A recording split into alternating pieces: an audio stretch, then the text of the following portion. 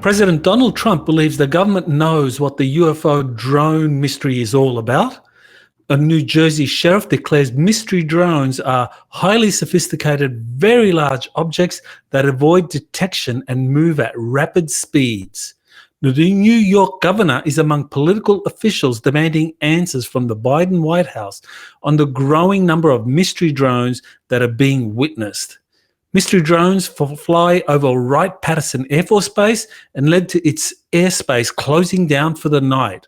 US Space Command's leader, General Stephen Whiting, emphasizes integrating US military space assets and those of foreign partners in Olympic Defender.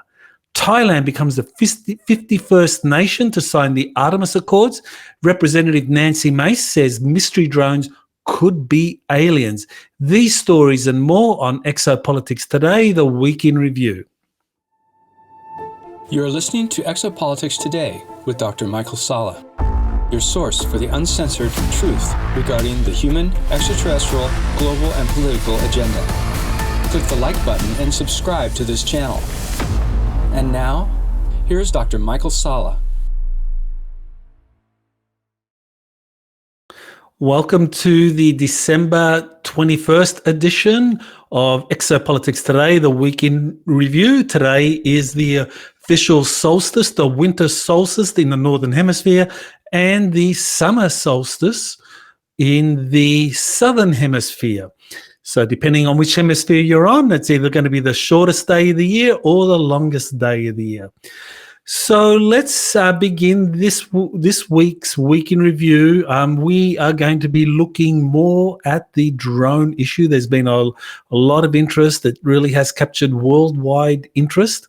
So let's begin with this statement from President Donald Trump, who's publicly stepped into the mystery drone sighting issue, and he's released a statement, and he says, quote, "Mystery drone sightings all over the country. Can this really be happening without our government's knowledge? I don't think so. Let the public know, and now. Otherwise, shoot them down." End quote. Well, that's an interesting comment. Shoot them down. So what is Trump referring to when he says shoot them down if they don't reveal who they truly are? I think Trump is aware that these are not drones that belong to any foreign adversary, whether we're talking about Russia and China, because Russia and China, why would they send experimental drones or surveillance drones over the United States that can be easily observed and watched? Intimidating the US population and the US military doesn't sound very smart. So I think the other alternative is that these drones are very likely part of a classified program with an agenda. So I think Trump is aware that extraterrestrials are visiting the Earth. I mean, that was first revealed to him by Professor Haim Eshed in December 2020. And according to what Eshed said in an interview, Trump wanted to disclose that we were being visited by extraterrestrials, but was told by the Galactic Federation, which is what Professor Haim Eshed said, are in contact with Trump, that humanity is not yet ready and that our technological base was not sophisticated enough yet.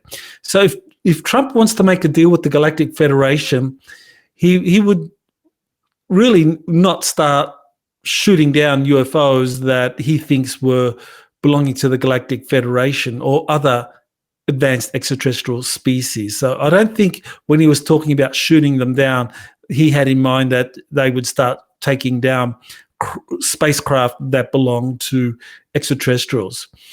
And so that takes us to the advanced capabilities of the drones, that they're able to operate both underwater and in the atmosphere.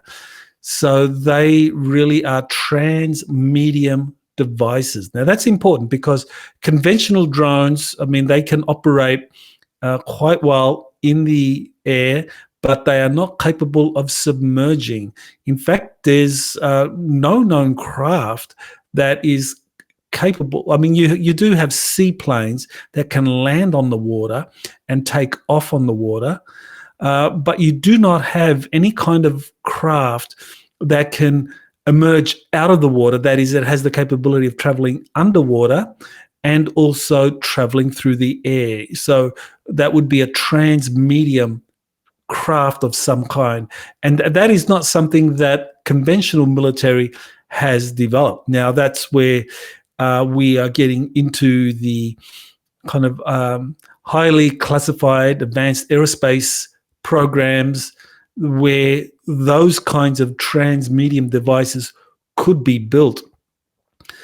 And also another capability of these drones is that they're able to evade regular military jamming technologies, and that they're able to kind of like outmaneuver military jets. So that's important because most drones, I mean, drones that are available on the open market, I mean, they're very easily jammed near military bases or near ships, that there's electronic jamming equipment. So these transmedium devices cannot be electronically jammed. So again, that's hinting at some kind of technology that is far more sophisticated than is used by the conventional military. That is whether we're talking US Air Force or whether we're talking US Navy or the Army or whatever kind of sophisticated jamming technologies they have, they do not work. So I think that this is where we get to the truth. Trump, I think, knows that the deep state is releasing these drones that have been built using these advanced technologies, and that the purpose of doing that is to obfuscate, confuse, and frighten people when it comes to UFOs. And so this is where you have swarms of these drones being manufactured by an unknown aerospace company or companies, General Dynamics. I mean, they build the nuclear submarines for the US Navy. Lockheed Martin is the world's biggest aerospace corporation. They build all sorts of craft, and so I think a transmedium craft, that would be well within their capability. So Trump knows that the deep state is releasing these technologies and wants to put a stop to it, which is why he's recommending shooting down the drones. So that's my interpretation of Trump's statement of, let the public know or shoot them down.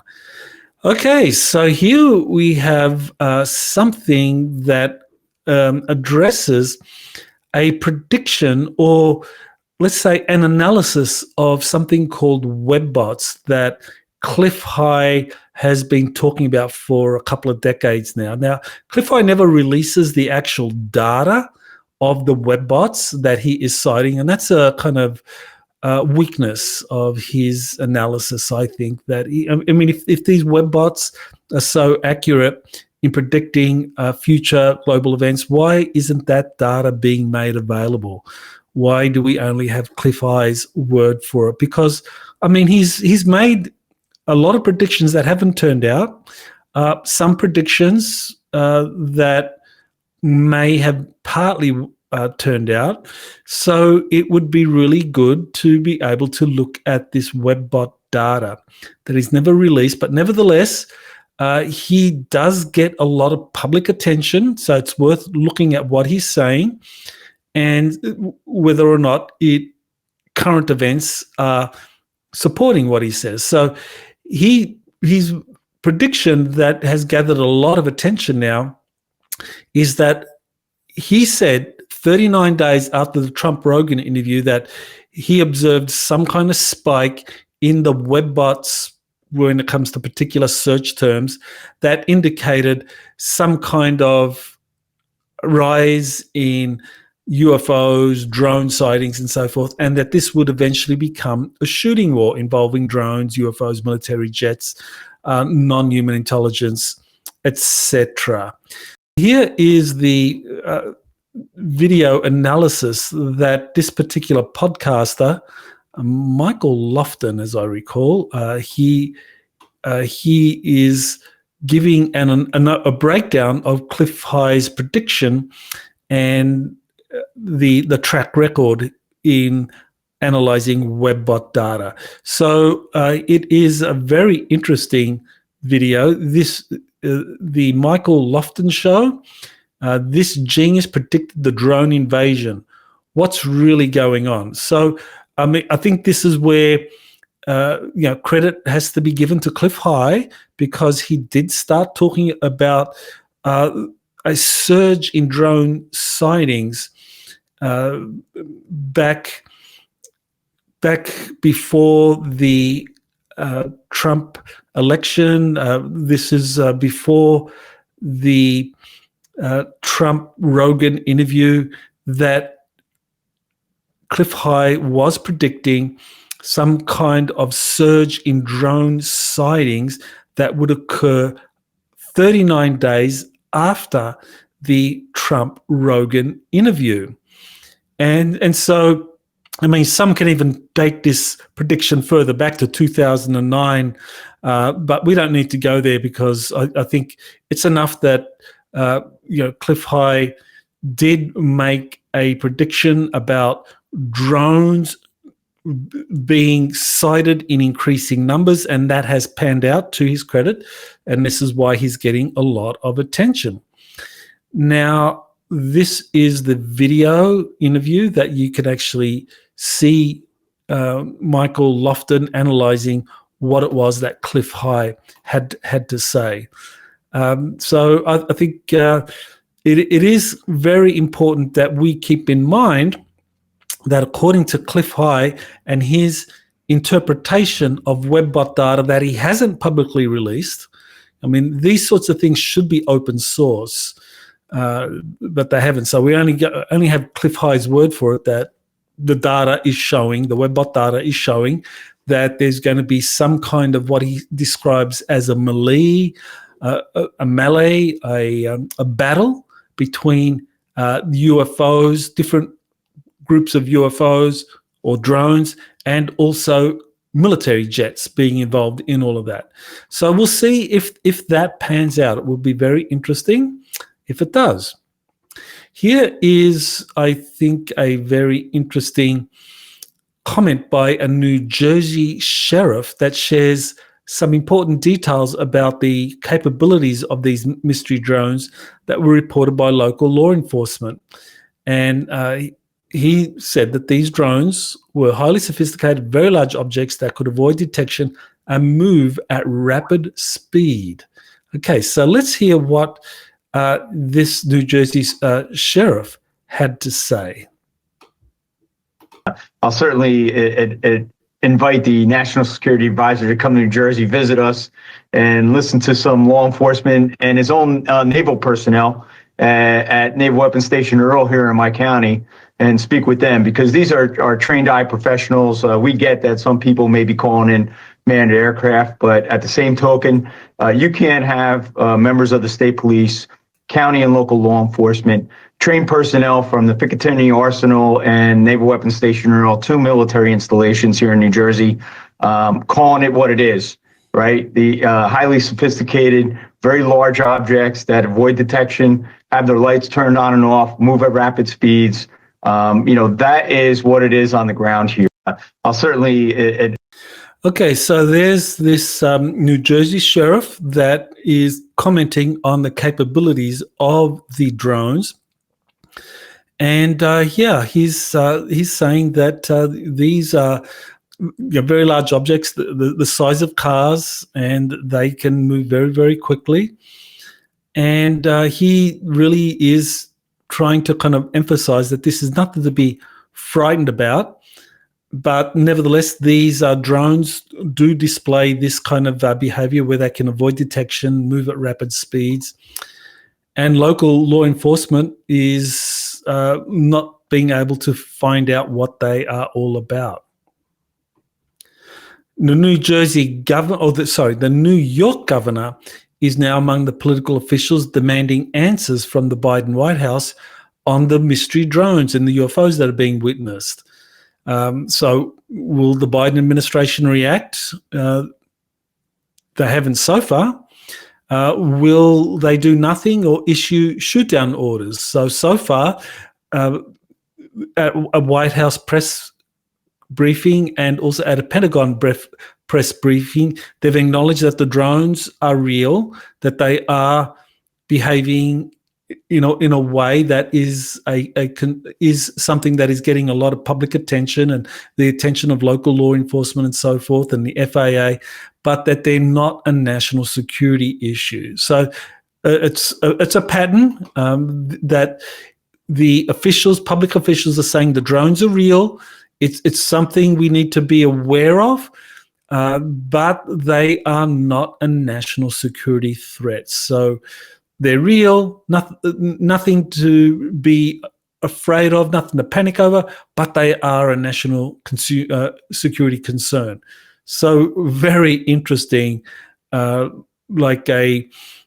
really giving any clarity on their origins and what the agenda is, just that they are real. They have been observed all over the country, over military facilities, but nothing to get concerned about. So, yeah, I mean, that is something that is concerning people even more. When someone tells you don't be concerned, it's like, or when government tells you don't be concerned, well, I think the reaction is, oh, we should be concerned here. Okay, so here we have, this is I think a significant development. So these mystery drones fly over Wright Patterson Air Force Base and led to its airspace closing down for a night. So Wright Patterson is the US Air Force's premier research facility. And I mean, that is very important because the US Air Force's most advanced laboratories, they are located there at Wright Patterson, which has since actually going all the way back to the Wright brothers. I mean, Wright Field in Ohio, this was even decades before the US Air Force was created, was already a premier aerospace facility.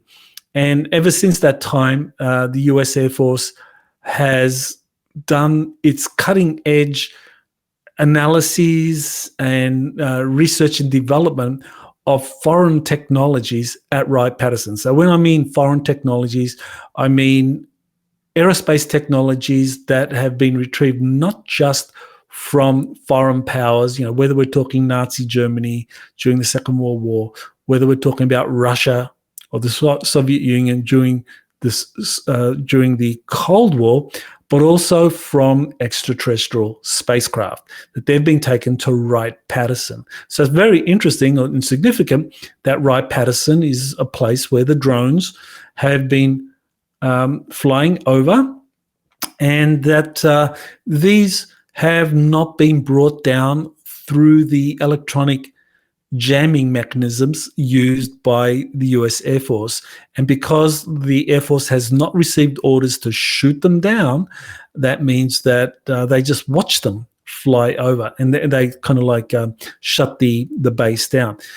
So, so just it's the Air Force and the US military in general is not taking action to kind of go kinetic against the drone phenomenon and start launching missiles or directed energy weapons and so forth, just using kind of like more passive means like electronic jamming to interrupt or interfere with the drone's electronics or the UAPs electronics, but that hasn't happened yet. So, and the question here is, will the Air Force or the US military go kinetic at some point, and will the situation escalate into a shooting war as Cliff High predicted? Okay, so now we're in this period. Cliff High said that, okay, the drone phenomenon, mystery drones would take off. There'd be a lot of them being seen, and at some point a melee would begin. So that melee would be a shooting war between the drones, but also jets were involved. So this is what Cliff High's interpretation of the WebBot data that he has not publicly released yet. That is what it is saying according to his interpretation. All right. So on December 11, the commander of U.S. Space Command, General Stephen Whiting, spoke about the continuing emphasis of integrating U.S. military space assets and those of foreign partners in a program called Olympic Defender at the annual Space Power Conference. So Australia, Canada, France, Germany, New Zealand, the UK, and the US are currently the nations that are all collaborating in Olympic Defender, which is essentially an integration of the space commands of all of those nations. Now, this Olympic Defender program is destined to expand to include more major space powers that have signed on to the Artemis Accords to deal with emerging space threats. So there's currently 51 nations, and I'll talk about the 51st nations shortly, to sign the Artemis Accords, which are it's a civilian program that is under the leadership of NASA. And countries that sign onto the Artemis Accords, those that are allied with the United States, countries like, let's say, Japan, for example, they at some point are very likely going to become members of Olympic Defender. I think Japan already has observer status with Olympic Defender, so it's only a matter of time before it becomes a full partner in Olympic Defender. Now, in my 2021 book, Space Force, Our Star Trek Future, I explained how Space Command, US Space Command and Space Force will be the main beneficiaries of technologies that are currently being used in secret space programs, eventually being released, becoming open source technology. And that the regular military will obviously be transformed by the release of kind of like fusion energy generators, anti-gravity propulsion systems, torsion field physics, and these kinds of innovations, that they're going to lead to a revolution in military science. And so this is where you're going to have the Olympic Defender nations that have all signed up as partners to Space Command and Space Force, that they will benefit greatly. And I think that's part of the motivation for a lot of countries to sign on to Olympic Defender and also the Artemis Accords, is that they're likely to be exposed to advanced technologies, as opposed to China, because China's the only country that offers another path to space development, and it's doing it through its International Lunar Research Station initiative. So far, the biggest nation to sign on to that is Russia, but the thing with the Chinese is that they are not very good when it comes to transparency. They do not really share advanced technologies. They are more in the phase of kind of like intellectual property theft. And so this is why, for example, China is not part of the International Space Station initiative, because I think the major spacefaring nations that all participated in the International Space Station, including Russia, all recognize that China is not very transparent. It will take whatever technologies it can from partners, but will not share anything it has. So Olympic Defender is integrating more and more with the nations that have joined, and there's prospective countries such as Japan that will likely join in the kind of months or years ahead. As far as the current mystery drone crisis is unfolding in the US, it's important to keep in mind that US Space Command's jurisdiction begins at the 62-mile or the 100-kilometer mark in the atmosphere, which is called the Kármán line. So the drones, as far as they are, the mystery drones, as far as they're a problem in the United States is concerned, they are the responsibility of U.S. Northern Command and NORAD, which is currently headed by General Gregory Guyer. I think I got the pronunciation. I'm closer to the correct pronunciation. General Gregory Guyer. Okay, so I'm sure I'll be corrected by the French-speaking audience. I'll do my best to get it right next time. Okay, so let's have a look at this interview I did with Shehnaz Soni, who currently works out of Huntsville, Alabama, on the Artemis program for NASA, and her job is to help in the establishment of a lunar colony. And so we talk about her very interesting history in terms of being born in Pakistan and being a female interested in science in a country where females were not expected to get university degrees, and how she managed to do all of that, and then eventually immigrating to the United States with her then husband, starting up a family, but going on to finish her education, joining NASA. She worked for 20 years with the Boeing Corporation, so that's very interesting right there. And for the last 6 years, she's been working out of Huntsville, Alabama, on the Artemis program. So she has some very interesting things to say about innovations in incoming technologies, quantum physics, and the future lunar colony and mission to Mars. So that's Shehnaz Soni. Okay, so here is something that really got a lot of the public concerned about the drone issue. So here's a CEO of a drone manufacturing company, and he believes that the mystery drones are likely seeking the radiation signature of missing Soviet-era nuclear device from Ukraine. Apparently there were 80 nuclear weapons that went missing from Ukraine after the dissolution of the Soviet Union, and one of those 80 nuclear weapons has been smuggled into the US.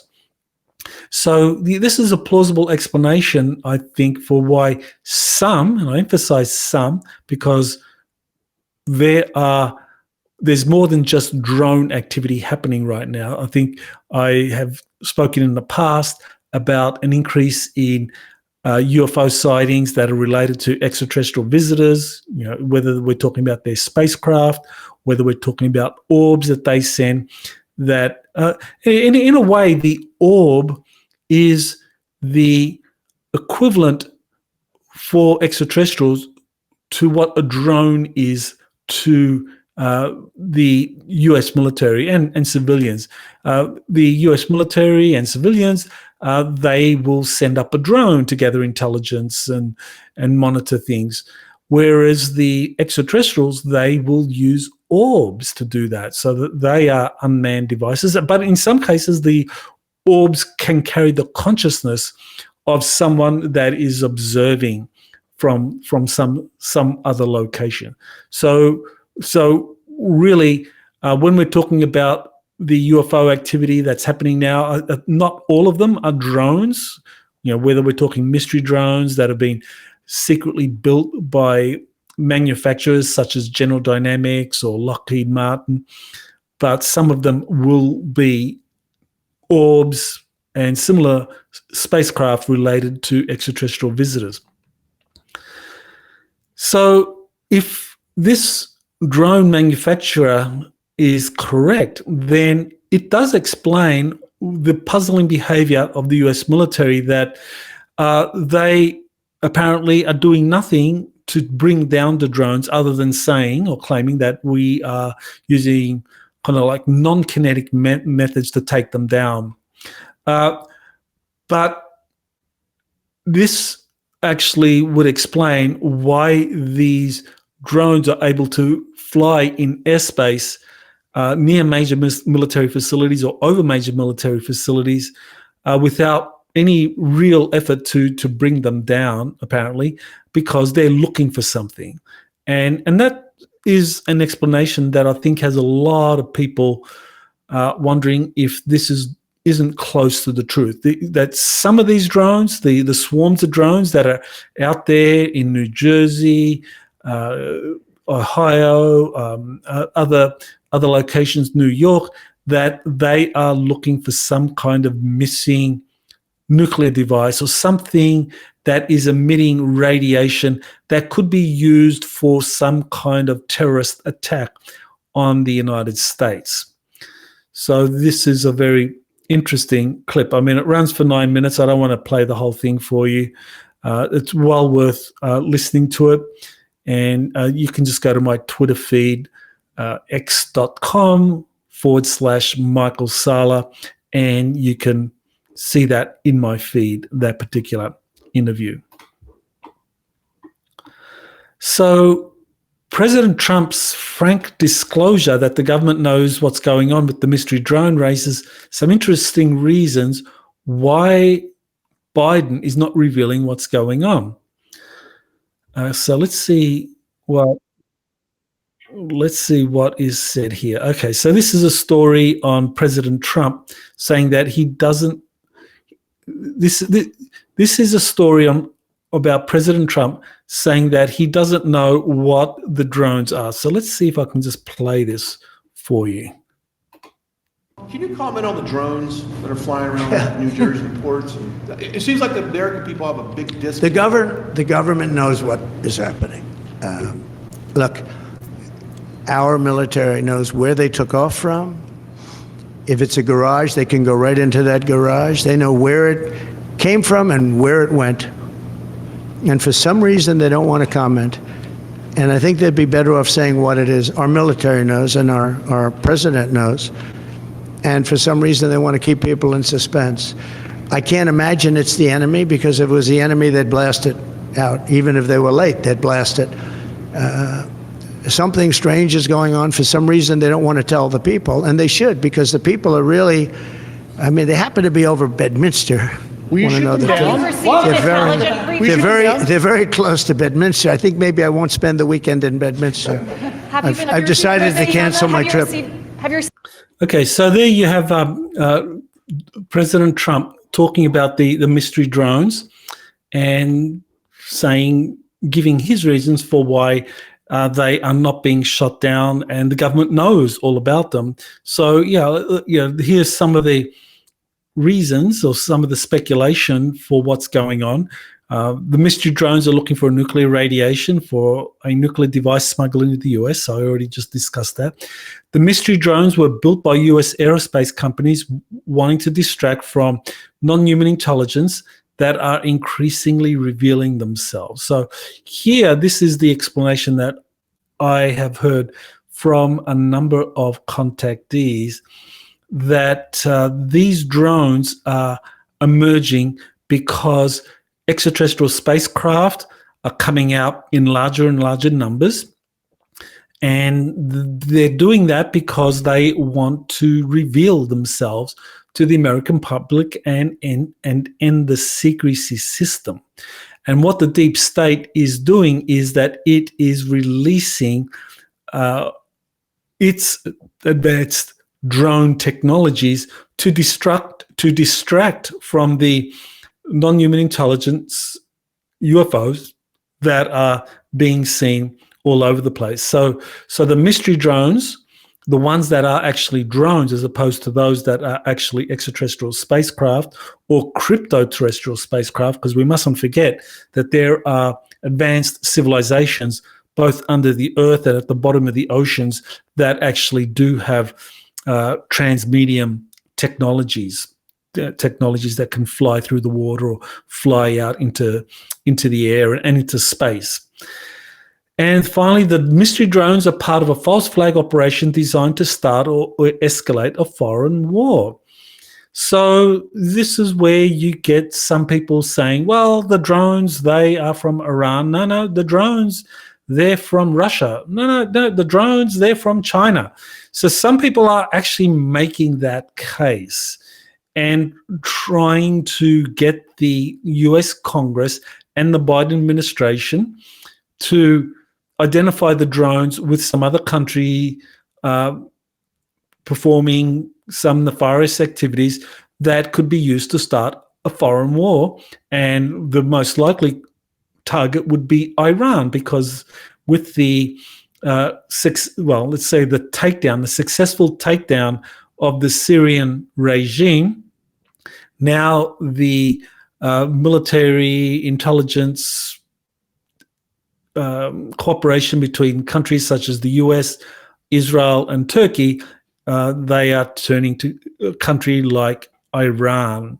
And Iran is the 7th country in a list that was first identified by General Wesley Clark back in 2001, when he named 7 countries, or he was told about 7 countries that were going to be attacked under this kind of alleged war on terror as a result of the 9/11 attacks. And those countries included Libya, Sudan, Somalia, Syria, Iraq, and Iran being the 7th of that list. I may have missed one in that, but there were 7 countries in that list, and this is what is left now out of those 7 countries. The only one that hasn't had its regime collapse, and all the other 6 nations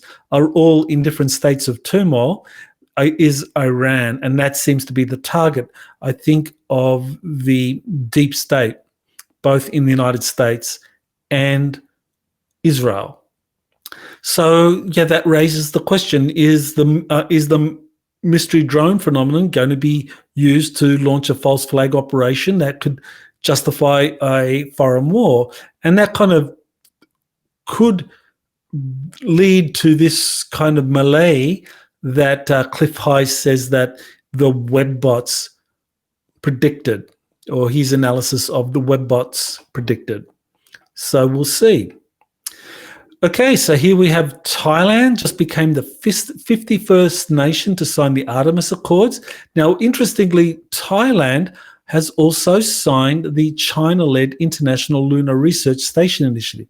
So Thailand is the only country at the moment that is both a signatory to the Artemis Accords, which is led by NASA, and the Lunar Research Station Initiative, which is led by China's space program.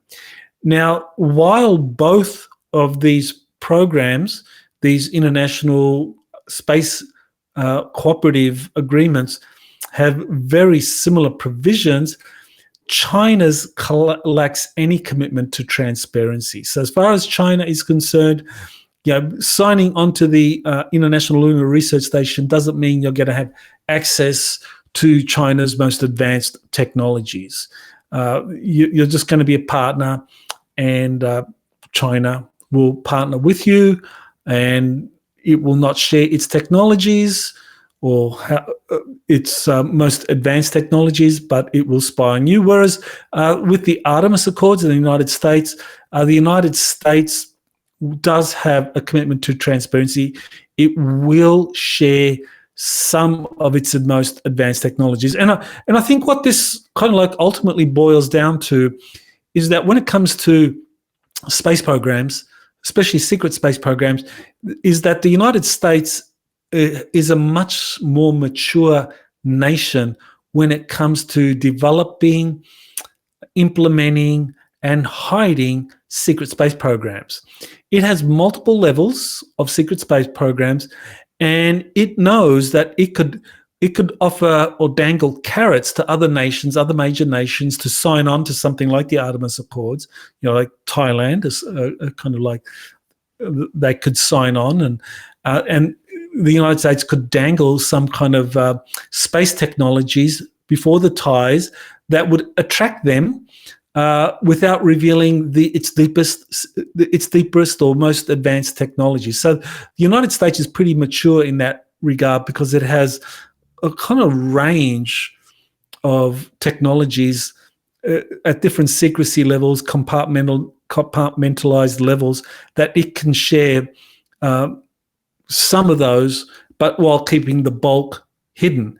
Whereas China is still fairly new when it comes to implementing a kind of secret space program, and it doesn't want to show too much of what it's secretly developed to any partner nations, because China's not confident that those partner nations wouldn't steal that technology and replicate it and make advances that in turn would not be shared with China.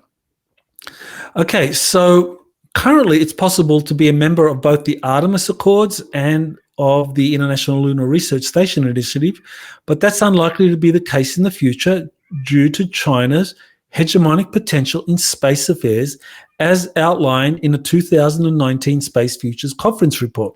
So in 2019, there was a conference or a symposium organized by, at the time it was called US Air Force Space Command. That was later that year, it was folded into, or became the core of the United States Space Force. And it outlined in 40 years, so by the year 2060, it predicted that there would be 8 scenarios for what the future would be. In 3 of those scenarios, the United States was the dominant space power. And in the other 3 in another 3 scenarios, China would be the dominant space power. And I think this kind of reflects the thinking of those strategists in the US Space Force, Space Command, and the US space community, that because of China's growing economy and its technological sophistication, that it will be the only nation in the next 40 years to truly rival the United States when it comes to leadership in space. And if the United States isn't careful, the future by 2060 could be one where the world will be dominated by China. And so this is why the United States, in my view, is going to great lengths to build up international cooperation through the Artemis Accords and also through its military integration program, Olympic Defender.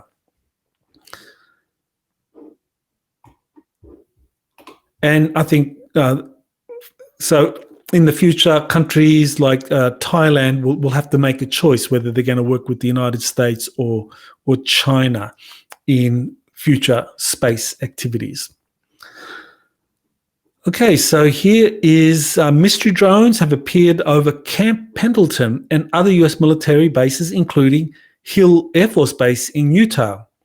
Now, what really got my attention when I heard about mystery drones over those 2 military bases was that these are places where there has been claims of secret space programs, that underneath these bases there are significant military facilities or DUMBs, deep underground military bases, that are directly connected to the secret space programs that are being run by the US Navy, by the US Air Force.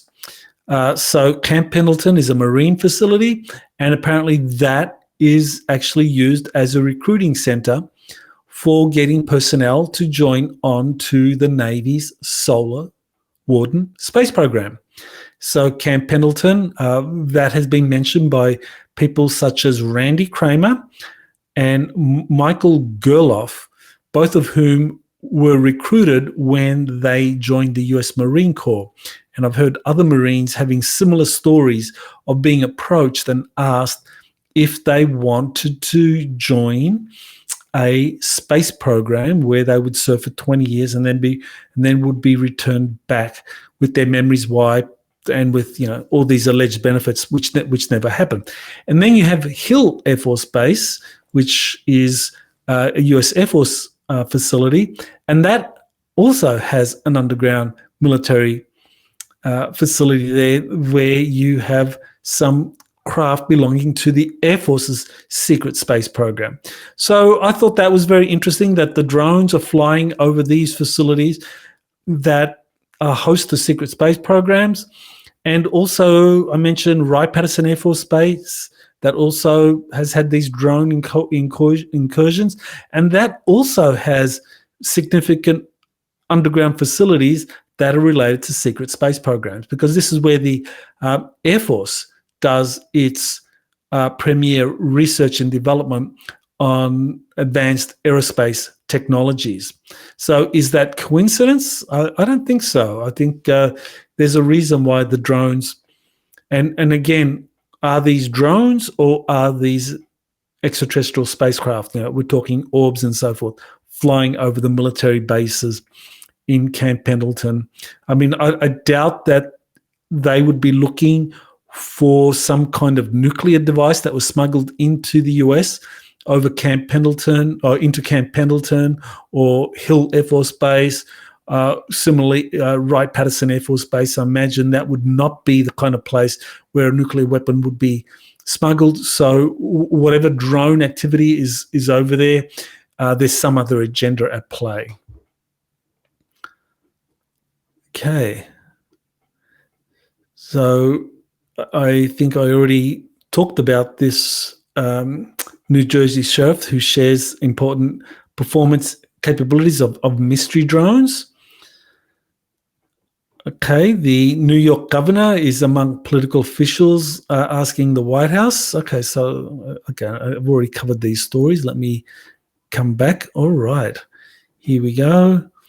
Mystery drones, Camp Pendleton. All right, here we are. This is the trailer to my upcoming webinar on the exopolitical state of the planet. So you can watch this trailer. Just go to my website, exopolitics.org, and there's a story there with the links. You can watch it on Patreon, YouTube, and Rumble. Those are the locations. And I think it's a very inspirational trailer. I want to thank my wife, Angelica Whitecliffe, for putting this trailer together. And I think it really does highlight the importance of something President Trump said during his inauguration. Now, I want to play this without the music.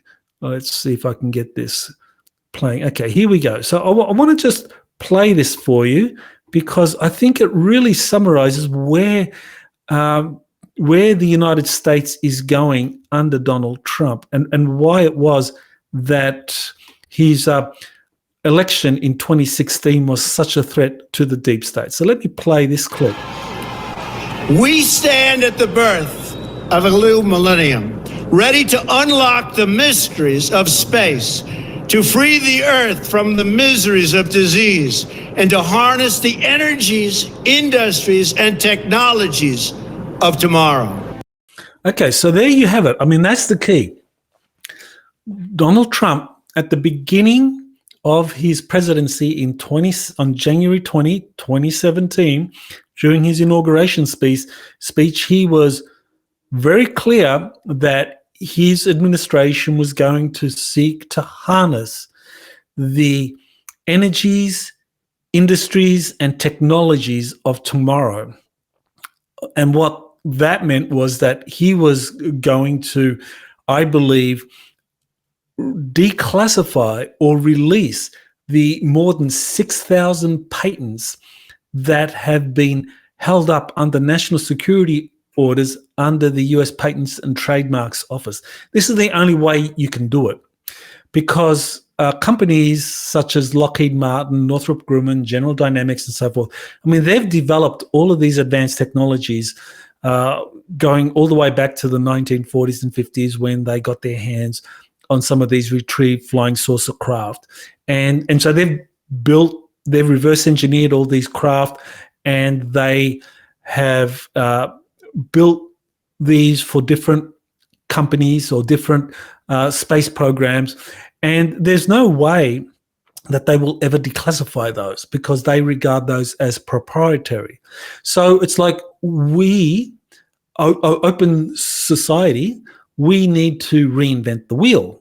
And this is what I think Trump understood from the very beginning, is that the way in which you can kind of propel humanity into this Star Trek future is not try and convince the aerospace companies of declassifying all these technologies that they have proprietary kind of like interests in, which they'll never do, is to in fact release these 6,000 patents that have not been granted under national security orders, because humanity has more than enough talented entrepreneurs, inventors, scientists to reinvent the wheel very, very quickly.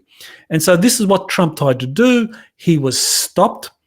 And in my webinar, I'm going to do that next week. So in 1 week's time, in my webinar, I'm going to go into detail here into exactly how and what Trump is going to do in his second administration to achieve that goal of the United States helping the planet harness the energies, industries, and technologies of tomorrow. So that's a very inspirational trailer. Take a look at that. Okay, so here's a very promising development. That there's a member of Congress, Nancy Mace, who is a member of the House Oversight Committee. She says, let me play this clip where she says at the beginning what is going on with these drones, or what could be going on with these drones. So let's listen.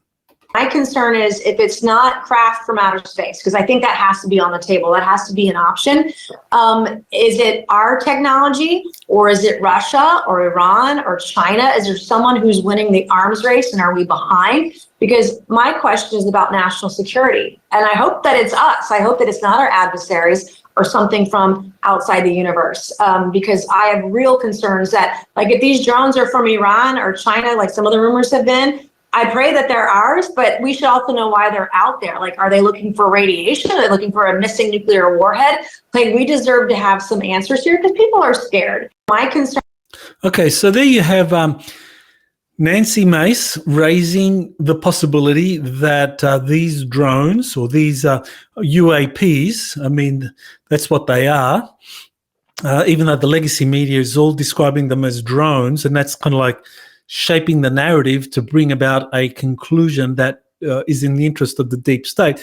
It's good to see that she is raising the possibility, or is aware that these drones could be actually craft from outer space.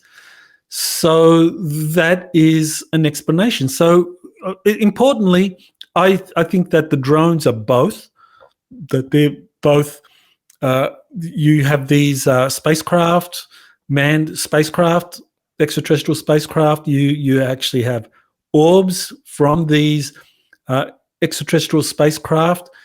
You also have secret space programs. And finally, you have drones, or these unmanned aerial systems that have been developed by top aerospace companies that are capable of trans-medium maneuvers. So it's good that there is at least some members of Congress that are still raising the possibility that these drones could actually be alien spacecraft. Okay, here's an interview I did with Peter Slattery, who talks about ascension energies and latent space travel abilities. So that's an interview, and again, you can find it on the main link. The main link is on my website, exopolitics.org, and you can watch the interview on Patreon, YouTube, and Rumble. And what impresses me about Peter Slattery, I mean, he's a contactee. He's had experiences with different extraterrestrial visitors. He's been taken onto their craft. He's been taken off planet. He's had many, many experiences. But what impresses me greatly is that he does have photographs of the craft that he has been seeing or interacting with. And that's very important. I think we really have to kind of acknowledge those that do make that effort to take photographs of the craft that they're being taken on, and to kind of like corroborate the information that they are putting out. So I think Peter is among those contactees that does make the effort to corroborate their information, whether it's through releasing photographs or whether it is through UFO sightings in the area or kind of scientific breakthroughs that corroborate their information. I think it's important that we consider contactee data that does have some kind of evidentiary foundation behind it. As I said, there's a range of sources and evidence that could substantiate what these contactees are experiencing. And so Peter Slattery is among those, and I congratulate him for really putting together an impressive collection of photos of the craft that he is seeing at his Jaya sanctuary in Australia, in a location kind of near this kind of Albury-Wodonga area in Australia, between the states of Victoria and New South Wales. Here's a story about Dr. Gary Nolan, and he is making the case that there's evidence of non-human intelligence visiting the Earth with conflicting agendas. So that's a very important statement. But before I elaborate on that, let's just hear exactly what he has to say. There's also evidence that, let's say, evidence. Again, people are going to misquote me. Evidence does not equal a conclusion. Evidence is just the raw material for a hypothesis. There's evidence that whatever it is that we're dealing with does not all comport to a common command structure. It's not one thing. It seems to be many things. Many things that might be in tension with each other. Think of, in the crudest sense, the colonial powers of the 16 and 1700s, England, Spain, France, the Netherlands, Portugal, all fighting with each other for the raw materials of the planet. Now, I'm not saying that we're raw materials. Planet Earth is such, and that we're being fought over by other things, but that these things seem to be not happy with each other. At least there's evidence of that. Okay, well, that is very important, what he just said there. And it's, I think, a major development that a research scientist that has been kind of cited very often in the legacy media is saying that there's evidence that these NHI are in conflict with one another. And I think that is critically important that we start to look at that.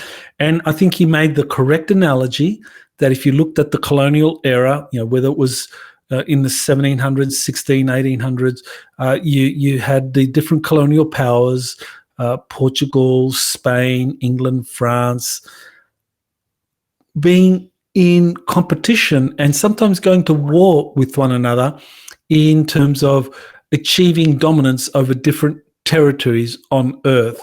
And I think the analogy is very appropriate, that there are different extraterrestrial civilizations that are interacting with the planet now, and that there is conflict between them.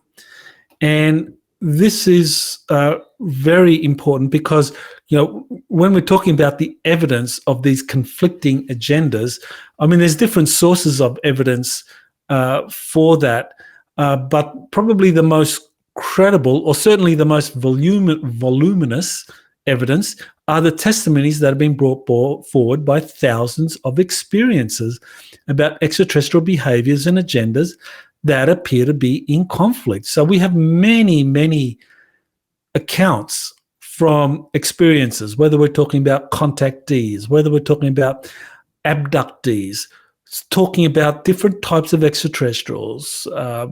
We're talking about greys, we're talking about reptilians, we're talking about mantids, we're talking about human-looking extraterrestrials, angelic extraterrestrials, avian extraterrestrials, that there is conflict between them.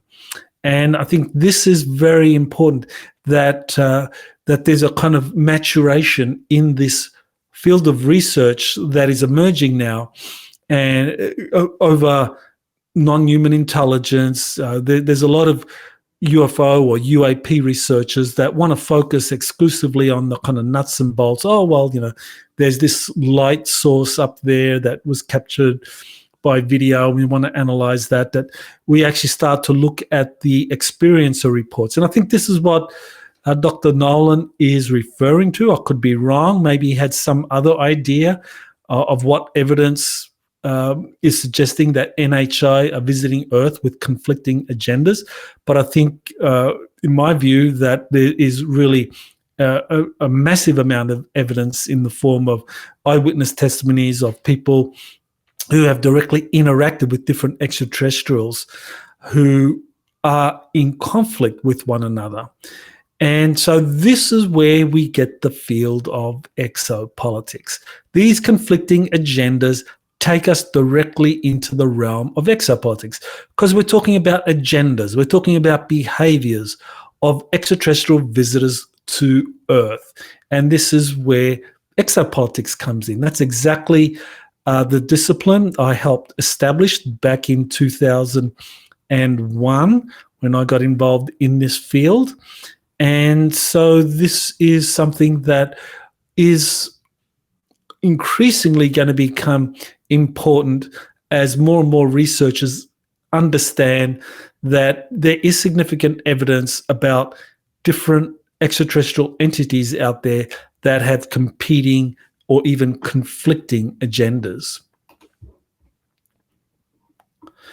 All right, so here is an interview between Joe Rogan and Ryan Graves. And Ryan Graves, he's a former US Navy pilot, and he interacted with or was involved with some of these UAP cases that were later publicly released.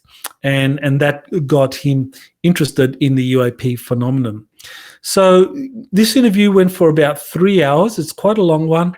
But here are my main observations from listening to this, because I thought both Ryan Graves and Joe Rogan did a fair job in covering some of the explanations for the mystery drones issue. So Graves discussed his direct experience with the mystery drones, UFOs, going back to 2013, and that these involved Navy pilots tracking objects coming out from some unknown location out at sea. So that's important, that the drones were coming out from the ocean. They were kind of sea-based. So that is suggesting, again, that these drones, they are trans-medium technologies, far in advance of what is known to conventional military personnel, pilots and so forth. And he made the point that when he was in his Navy jet, that as they could track these drones using their radar, the different types of electronic surveillance systems they had from approximately 5 miles away. But when they got close, they couldn't see them. These drones just disappeared. They had some kind of stealth technology, except for one case where a pilot reported seeing a black cube inside of a glowing sphere. They discussed the claim by a House of Representatives, a US congressman, who made the claim that, oh, well, these drones are coming from an Iranian mothership, that he was told by a reliable source that the drones are coming from this Iranian mothership somewhere out in the Atlantic Ocean, and Rogan dismissed that. Now, this is where I think there was a missed opportunity here, because I think there really could have been a discussion between them about possible underwater bases and facilities from which the drones are being launched. I mean, maybe they would consider that to be speculation, but I mean, if you're seeing drones coming out from some ocean location, you're quite far out at sea, you're flying a jet, you see these drones or you see these UAPs out there, they kind of appear to have transmedium capabilities, being able to go into the water and so forth. I mean, you would have to ask, are there underwater bases or facilities in that area? And another possibility is also, and this, I think this goes to the Iranian mothership hypothesis. Why would there be a US congressman raising the idea that there is a mothership out there releasing drones?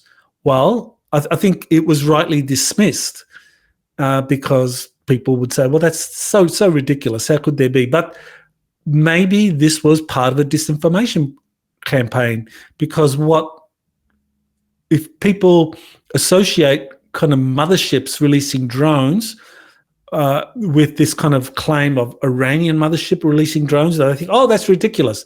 But in fact, there was a paper written by Professor Avi Loeb and Dr. Sean Kirkpatrick, the former director of Arrow, who actually made the case that the orb phenomenon that is being seen all over the planet could be related to alien motherships that are launching them.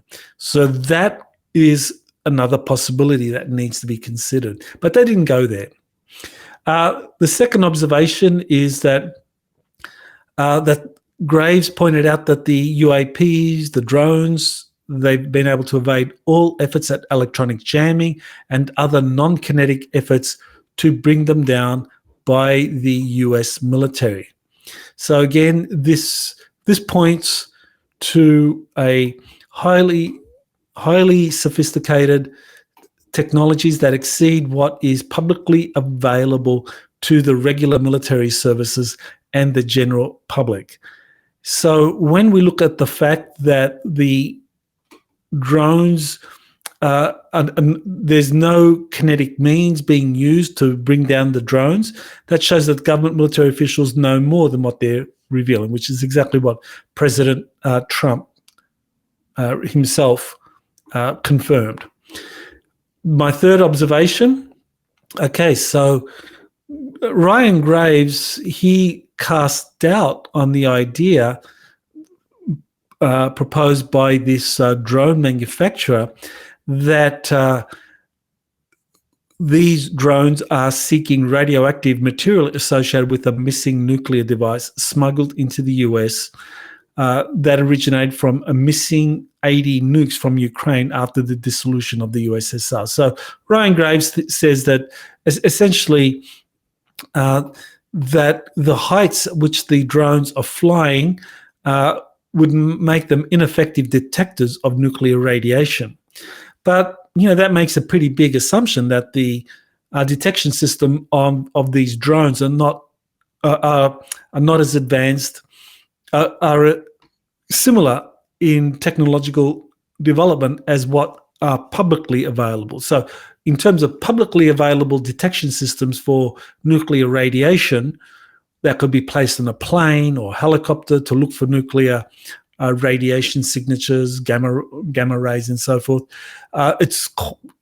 Ryan Graves may be absolutely correct that these drones are flying too high for that.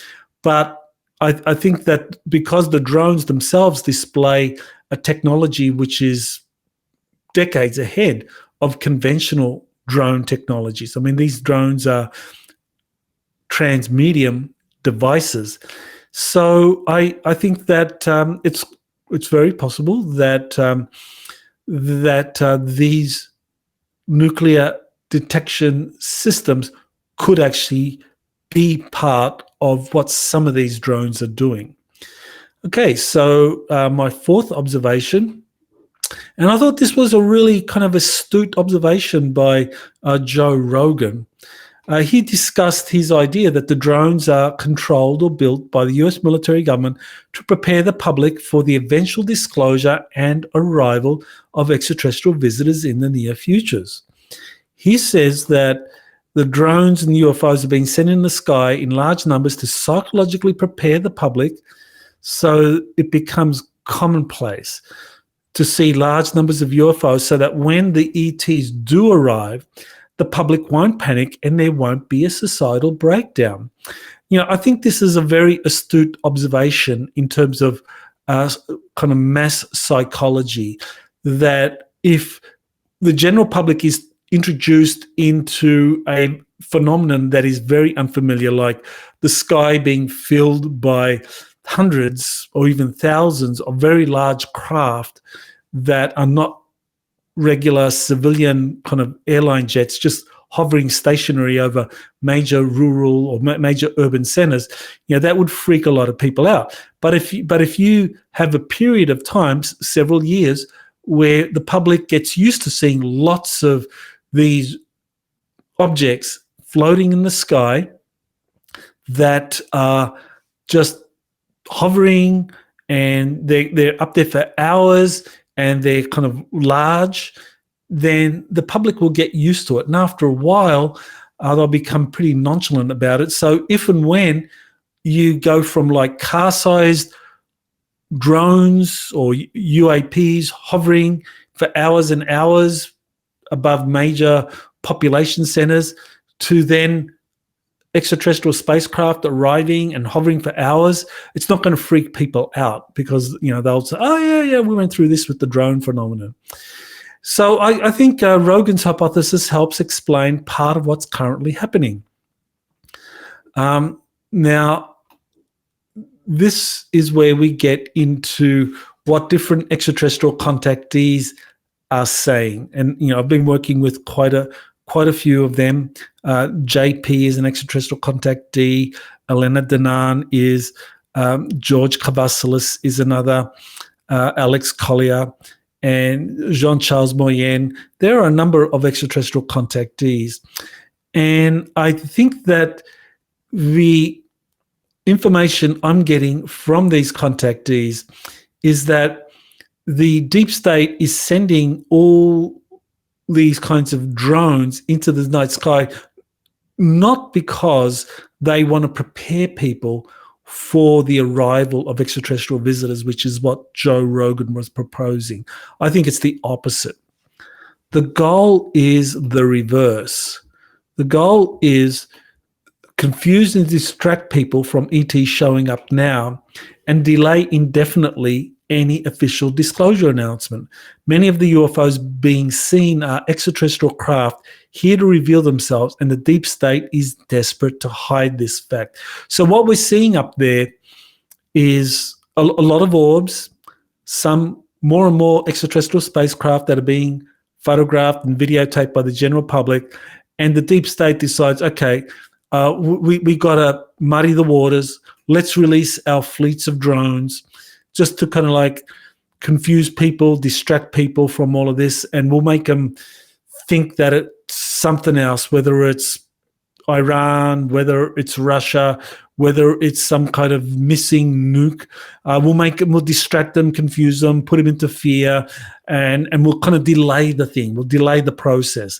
And I think this is what they're doing. They're putting up a lot of drones, a lot of these unmanned aerial systems using very highly sophisticated technologies that the deep state has developed for developing transmedium technologies, aerospace vehicles that can operate both in the water and in the atmosphere and in space.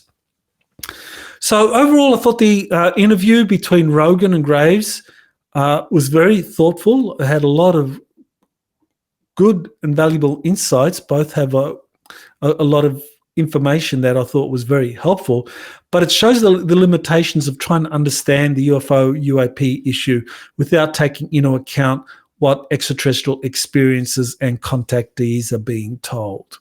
This is where this is the great weakness at the moment with the whole UFO, UAP research community. They only focus on whistleblowers. They focus on expert analyses of photographs, of videos, of scientific instruments used to detect objects out in deep space. They're not asking the contactees. They're not asking the thousands and thousands of people that have had direct face-to-face contact with extraterrestrials, what in the world is going on? And as I said earlier, many of these contactees have photographs, reliable photographs. I mean, JP, for example, that I've worked with since 2008, he has photograph of craft that he has been taken on. And this has been released. He has photograph of flying triangles, flying rectangles, cigar-shaped craft, even saucer-shaped craft. We've released these photos going back to 2017, and no one is paying attention to this. And that's unfortunate because unless you start to consult with the contactees, you're not going to understand the exopolitical situation. Despite how brilliant you are, how innovative you are in coming up with hypotheses, at the end of the day, you need to speak to the contactees. You need to have their information analysed and considered. It doesn't mean you have to believe it all. Take the approach that this is evidence. These are eyewitness testimonies. You don't have to believe it. Just listen to it. See what evidence they have supporting their testimonies, and then you can develop a exopolitical perspective on what's going on. Okay, so that takes me to my webinar, which is actually going to be happening next week. So in 1 week's time, we will be showing, and if you could put that banner up, thank you, Jazz. In 1 week's time, on December 28th, there will be the Exopolitical State of the Planet webinar. So I will be covering what I believe to be this evidence that this incoming Trump administration is going to continue the job of helping bring about, usher in these new energies, new industries and technologies of tomorrow.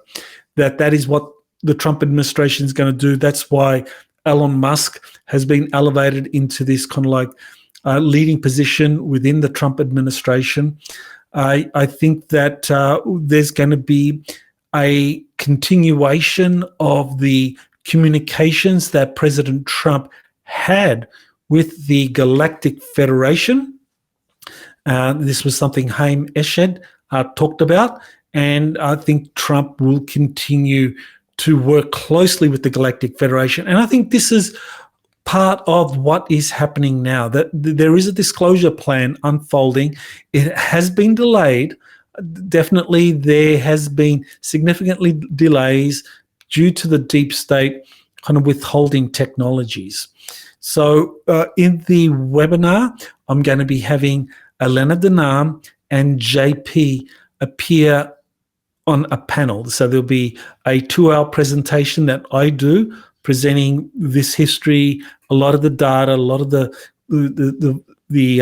quotes and the information that there really is this kind of effort in this current Trump administration, or this new Trump administration, to release these new technologies of tomorrow, and that there's communications with the Galactic Federation and Elena Denham. She is very closely affiliated with the Galactic Federation as well as different extraterrestrial civilizations, and so she's probably the most authoritative person to be able to talk about what the Galactic Federation is doing today and how it connects with the incoming Trump administration, how the Galactics are working with Trump and his people to bring about a disclosure plan. And then we have JP, who has been for several years now saying that he's been visiting underground civilizations, visiting spaceports belonging to Nordics, and they've been telling him of their efforts to release their spacecraft increasingly to the world, to have them being sighted. So that's been happening. He said that he began talking about that a couple of years ago, and now we're seeing a buildup of that. And a bonus for those that will be attending the webinar, JP just did an update with me. And in this update, he has some very important information about what is coming regarding disclosure. There are going to be more and more craft that are going to be seen. And he was given exposure to one of these craft that is going to be seen more and more. So he will be we'll be talking about that in the webinar.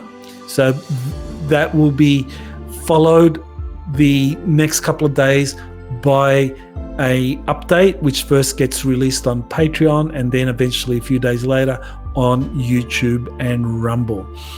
So the webinar, for those that are attending, you get the bonus of getting to be the first to hear of JP's latest update of what he experienced and what he saw of the craft that are soon going to be seen by millions of people all over the earth, that there is a disclosure plan happening, and he has been authorized to reveal this to the public. So we get to see that first in next week's panel discussion with JP, where he will present that, and then over the next few days after that, it will be released on my different platform in the form of a full update by JP.